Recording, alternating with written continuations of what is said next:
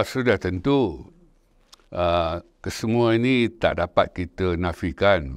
Pasti ada agenda politiknya kan. Orang politik memang selalu memikirkan tentang diri mereka sebagai ahli politik, parti mereka dan juga gabungan parti-parti politik mereka. Jarang kita dapat lihat ahli politik yang jiwanya negarawan itu sudah tidak ada.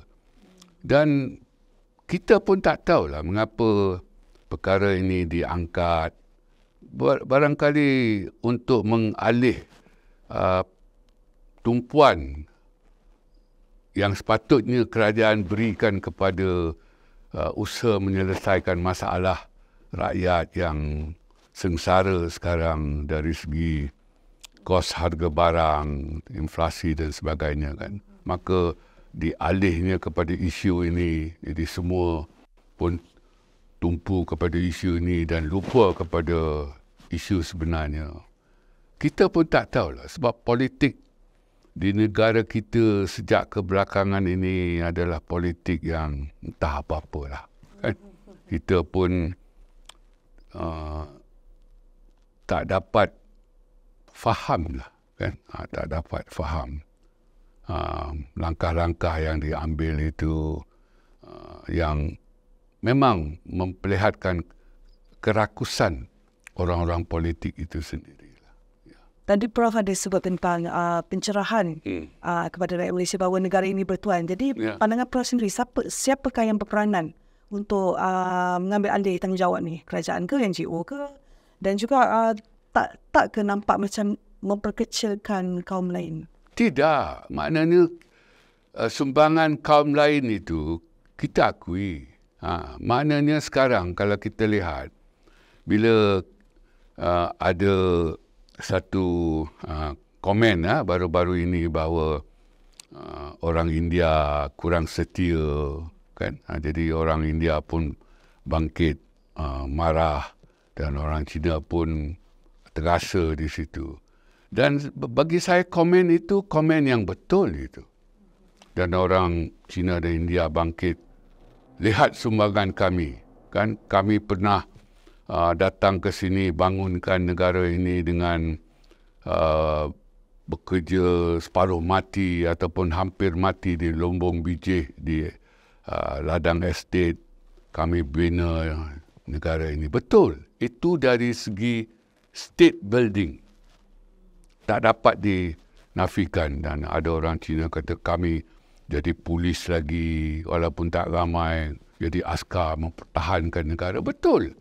Dari segi fizikalnya kita akui sumbangan orang Cina, orang India dalam polis dan askar itu untuk mempertahankan negara jadi lebih selamat. Tetapi yang dibangkitkan sekarang yang tak difahami sangat oleh rakyat ialah nation building. Pembinaan bangsa itu. Di mana jati dirinya. Itu penting kan. Maknanya kita dapat lihat setelah kita merdeka 67 tahun ini masih terdapat warga negara yang tak boleh berbahasa negara. Jadi itu nation building itu. Itu nation building itu. Maknanya dari segi state building kita berjaya. Daripada tak ada IPTA, tak ada universiti langsung, sekarang sudah 20 buah universiti awam. Ada kemajuan kan. Tetapi dari segi pembentukan manusia Malaysia itu dengan jati diri Malaysia itu, saya kira kita masih jauh. Barangkali kita gagal pun ataupun kurang berjaya. Itu yang tidak difahami oleh rakyat. Maknanya bila dikatakan tak setia, mereka bangkit. Memperlihatkan kesetiaan mereka. Sampai orang Cina kata, kami bayar cukai kan. Banyak bayar cukai dari segi perniagaan kami. Dan wang daripada cukai kami digunakan untuk bina sekolah, hospital. Betul. Itu state building. Bina negara dari segi fizikalnya.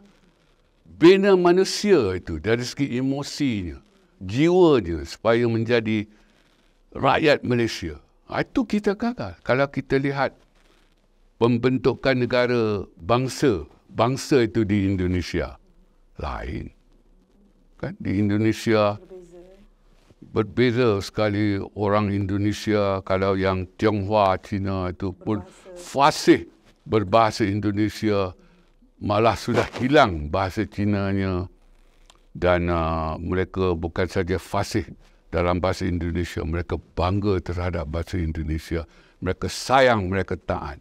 Kita di Malaysia masih jauh lagi ataupun memang langit dengan bumi. Orang Melayu sendiri selaku penutur natif kepada bahasa Melayu, ada yang tak bangga dengan bahasa Melayu, tak yakin terhadap bahasa Melayu untuk memandaikan anak bangsa dan membangunkan negara.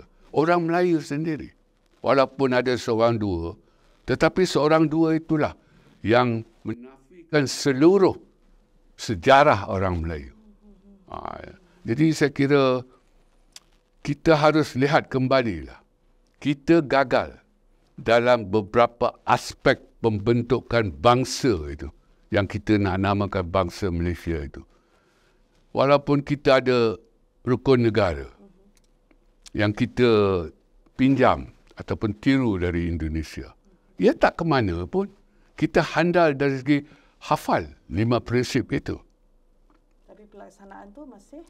Ya, kan kita selalu dengar komen tak ada penghayatan lah terhadap rukun negara. Memang tidak ada. Sebab salah kita. Salah kita semua. Semualah kerajaan, rakyat. Sebab kita berhenti pada tahap ingat dan hafal 5 prinsip itu. Sepatutnya setelah kita berjaya hafal dan ingat itu, kita bergerak ke tahap yang lebih tinggi. Faham. Kita faham setiap prinsip. Kita faham 5 cita-cita negara. Kita faham keseluruhan matlamat rukun negara. Dan selepas kita faham, kita amal. Jadi itu semua tidak berlaku. Yang faham dengan amal. Yang kita hebat ialah hafal saja.